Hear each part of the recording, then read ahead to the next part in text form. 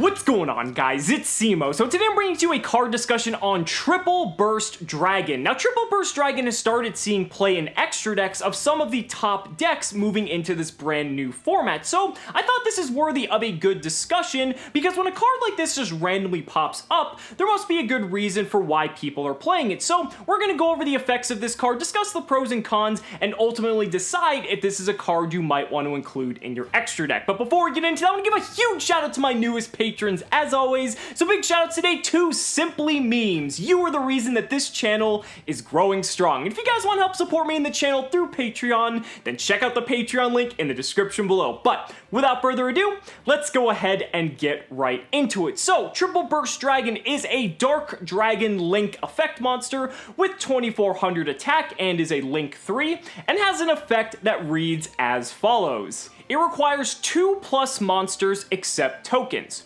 Once per turn during the damage step, when a spell or trap card or monster effect is activated, as a quick effect, you can negate the activation. If this card attacks a defense position monster, inflict piercing battle damage. And during your main phase, except the turn this card was special summoned, you can tribute this card, then target one Link 2 or lower monster in your graveyard, special summon it, then you can special summon one level 4 or lower dragon monster from your hands. So there's a lot going on here, and I guess it's fitting that Triple Burst Dragon has 3 separate effects, so we're gonna break each of these effects down individually and cover them one by one. So starting off with the first effect, the damage step negation effect. This is basically the reason why anyone is playing this card to begin with. So the fact that Triple Burst Dragon can basically negate the effects, or rather the activations, of cards in the damage step can actually be quite relevant, and the main reason for that is because of Sky Striker Ace Ray. One of the most annoying things to currently deal with in the current format, now that Sky Strikers have been released, is having to navigate a board where your opponent might have a face-up Shizuku or Kagari, while also having a Sky Striker Ray in the graveyard. Because basically, if you destroy the Shizuku, for instance, Ray's gonna pop back out as a result of that. Then if you try to attack the Ray, Ray can tag out into either a Kagari or another Shizuku, and then you have to deal with getting over that. So it's kind of like the deck that won't quit, and that's what makes Sky Striker such a resilient deck. But Triple Burst Dragon plays a very interesting role here.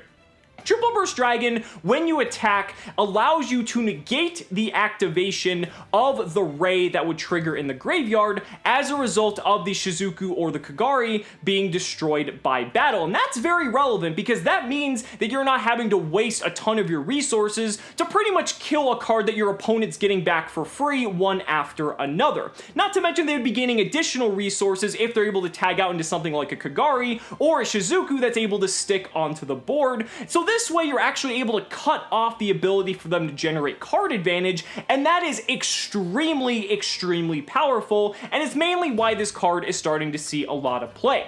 What I really like about Triple Burst Dragon is the fact that it's actually a generic Link monster. They could have easily made this essentially just be allocated to the Rocket archetype, but they decided to make it generic, which means a lot of different decks can incorporate this, and a lot of different decks, you know, as long as you can make a Link 3 without having to need tokens, means that you have access to this card and can help cut off that supply of resources that the Sky Striker player might accumulate. But I wanted to discuss some other instances where this card might come up in the damage step. Take, for instance, Goki. Now, Goki's another deck that has a ton of cards that trigger when they hit the graveyard, and even though battle isn't probably the most productive way to have some of these cards hit the graveyard, if you have a monster attacking and destroying one of the Goki monsters by battle, its grave effect will trigger to add a Goki card to hand, but because you have Triple Burst Dragon up, you're going to be able to prevent that card from being able to trigger, and that's what's really cool about this. Another neat thing about this card is that Triple Burst Dragon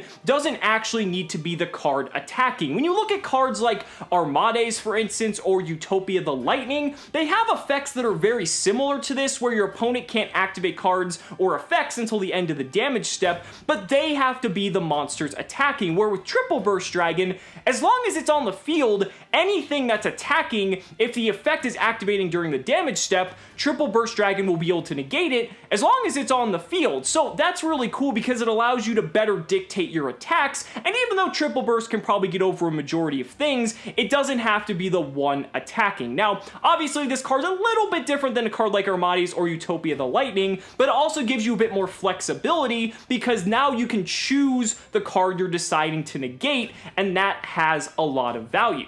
By extension of the Goki example, you could also just stop things like ABC pieces hitting the graveyard if you destroy them by battle as well. You could stop something like Purple Poison Magician, which I know isn't too relevant now that Pendulum got hit on the ban list, but Purple Poison Magician is still a very annoying threat to deal with, and realistically any card that triggers during the damage step is kind of annoying to deal with because there aren't a lot of cards that really help solve that problem. And I think that's really cool that you now have a toolbox card like this to have in access for your extra deck. So there's also the fact that you can hit cards like Forbidden Chalice in the damage step. Now, Chalice is a card that did see play last format, and because it's a quick play spell that can negate effects, I wouldn't be surprised if you see people maybe experimenting with side decking it because the card is still very powerful. And it's one of those cards that can be used in damage step because it has an attack modifier, so you know, in those rare instances that your opponent might flip a Chalice in the damage step, Triple Burst Dragon might be there to protect you. Now, speaking of protection, you can also use Triple Burst Dragon in a very reactive sense rather than a proactive sense. So what do I mean by this? Well, take for instance a card like Borreload Dragon. Borreload Dragon has an effect that activates in the damage step, rather the start of the damage step. So if you have a Triple Burst Dragon face up on the field, if your opponent attempts to activate the effect of Borreload Dragon by attacking a monster, you can use your Triple Burst Dragon to negate that activation. Now, unfortunately, it won't destroy the Borreload Dragon. That would make this effect much more valuable, but it's still kind of neat that you're able to negate these sort of battle phase tricks, and there's not really a lot of cards that are capable of doing that. Same thing goes for something like Eater of Millions, for example. Trickstar still plays this card, and it's still kind of relevant depending on the meta. Eater of Millions can banish stuff in the damage step, and Triple Burst Dragon is able to negate that. Now, the big problem here is that you're really hoping that your opponent doesn't destroy the Triple Burst Dragon before they go ahead and summon Eater of Millions or summon Borreload Dragon, because I'd say that's pretty far-reaching if you think they're going to, let alone summon the monster, but even attack with it, knowing you have that Triple Burst Dragon face up on the field, because otherwise they just know the effect's going to be negated and they're not really going to get anywhere. But that could force your opponent into an awkward position where, you know, maybe you have a Borreload Dragon face up on your field, and Borreload Dragon happens to be an out to itself. So say you have Borreload Dragon in tandem with Triple Burst Dragon, kind of puts them in an awkward spot where maybe Borreload Dragon's their only way to remove your Borreload, and they can't do that because you have Triple Burst Dragon alongside that. So there are some fringe scenarios where maybe you'd be able to just kind of soft lock your opponent at being able to handle certain, just having certain outs, but realistically, I don't think that's too likely to happen because a lot of this does have to happen during the damage step. Now, I want to move on to the second effect. The second effect is that this card inflicts piercing. Now, why is that relevant? Well, Scapegoat is a very relevant card at the moment in Trickstar, in Sky Striker Trickstar, hell, even Invoked decks, if those are still running around, are playing a card like Scapegoat, and this is one of the most powerful cards still in the format. And it's still at 3. So realistically, what you could do is, let's say you have a piece of removal to target your opponent's Scapegoat. They flip the Scapegoat up in response, give themselves 4 tokens. Now, if you have a way to make Triple Burst Dragon, you can summon it, pierce into one of their Scapegoats, inflict 2400 damage to them, and then let's just say the clock happened to run out on the timer thanks to the new end of match procedures. You inflicted a pretty heavy amount of damage to your opponent, your life points are much higher than your opponent, and you just won that game as a result of that. Realistically, I don't think that's too far-fetched of a scenario to really come up, and that might be one of the reasons why you might want to incorporate this card into your extra deck, because, you know, there are going to be those instances where you just need to inflict that damage to get higher on the life point total, and you know, it is a little bit cheesy, but thanks to those new end of match procedures, this is something that could be very relevant, and having piercing damage in the form of a generic Link 3 could realistically win you some games if if you're going into time. So definitely something to keep in mind there.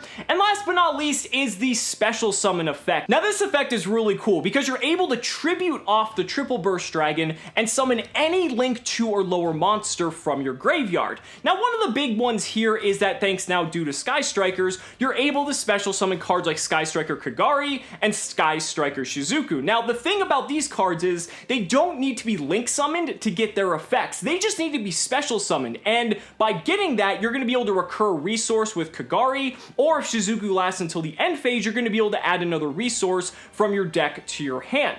But even going beyond the Sky Strikers, there's a lot of really good Link 2 monsters that a lot of decks have at their disposal. A Spiral player could resurrect Spiral Double Helix, which, hey, a free Spiral Double Helix resurrection, I'll take that. That sounds like an incredibly good exchange there. And then take a look like Pendulum. Pendulum could resurrect something like Heavy Metal Foes Electromite. Altergeist could resurrect something like Hextia. Trickstar have something like Holly Angel. There's a lot of just really good thematic Link 2 monsters depending on the deck or archetype that you're playing that are really valid targets for Triple Burst Dragon to be able to resurrect from the graveyard. But that is going to bring us into our cons section here, and that is one of the biggest drawbacks of this card as well, is that you have to wait until the next main phase in order to tribute the card and gain that effect. And, you know, that's not really too likely to happen. Your opponent, if they are able to, are probably going to remove the Triple Burst Dragon from the field, depending on what Link 2 monsters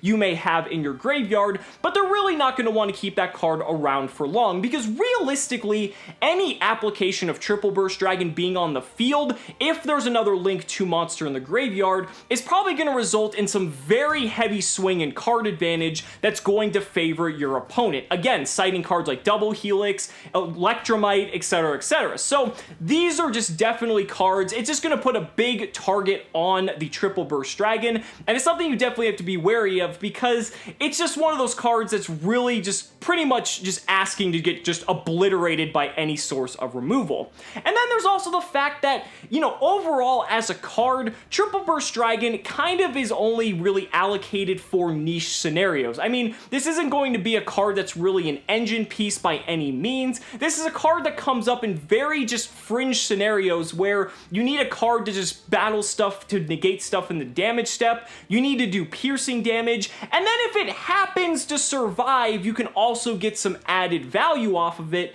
by resurrecting one of your Link 2 or lower monsters, but we're not necessarily relying on Triple Burst Dragon for an effect like this. It's kind of just like an added bonus, and kind of just like, hey, you know what? You survived a whole turn, congratulations, take a Link 2 monster out of your graveyard and revive it. Like, it's kind of just this added incentive for kind of trying to keep it alive, and I kind of like that, but at the same time, it's not exactly something we're relying on Triple Burst Dragon to do for us. So guys, that's gonna do it for the video. Let me know down in the comments what you guys think about Triple Burst Dragon. I'd really love to hear your thoughts. Overall, I think the card is pretty cool. I think for how narrow the application of the card actually is, it actually does a lot, but realistically, it depends on the format, and if there's a relevant enough effect that you're gonna want to negate with something, you know, comparable to Sky Striker Ace Ray, or another card that might trigger in the damage step that's really going to kind of tie to Triple Burst Dragon and how relevant it's going to be in the format. But guys, thank you so much for watching the video. Be sure to like the video as always, subscribe to the channel for more amazing Yu-Gi-Oh content, and if you found this video helpful, consider backing me on Patreon, because just by pledging only $1 a month,